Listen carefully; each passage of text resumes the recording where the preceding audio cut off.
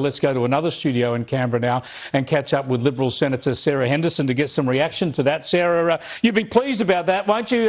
Just over a week's time, you might have this policy matter settled. Well, Chris, good afternoon. And yes, that's very much breaking news. I just got it on my phone, information about the meeting next Wednesday. And I think it's very important that we resolve our policy position very quickly. I am very firmly of the view that we have to reject net zero in its entirety. It is causing enormous economic and environmental harm right across our country. It's costing thousands of jobs. Of course, electricity prices are skyrocketing.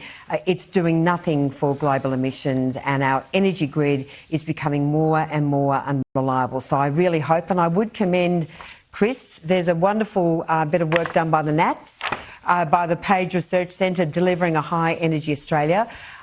Anyone sitting on the fence needs to read this excellent piece of work, because the Nationals have done a wonderful job at ensuring that we have a high energy future, that we reduce emissions, but we do not ensure that Australians pay the ultimate price through these crippling costs which are sending our nation backwards. Well, as you point out, of course, the Nationals have done that work and they've come out with their position. You support that position.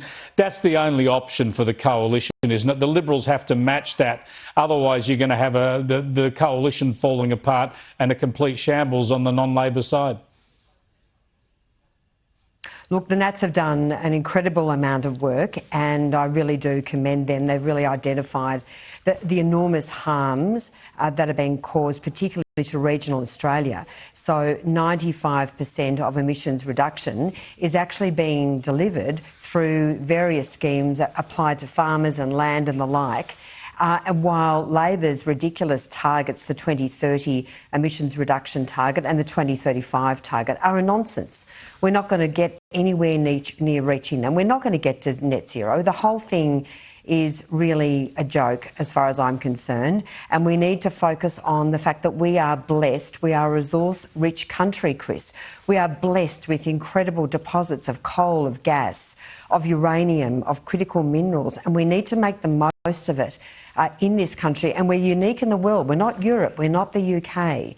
We're not the United States, where of course there's a very, very large population. We cannot turn our back on these incredible resources. We've got to make the most of them. And yes, there is also a role for renewables. But Labor's renewables-only madness is causing enormous harm to our country, and that's why we've got to reject net zero in its entirety.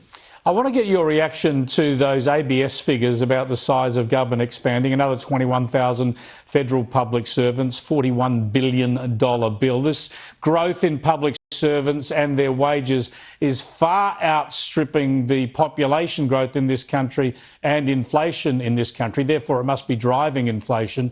This has to be arrested, doesn't it? Well, of course, we've heard that public service jobs have gone up by another 8.6%.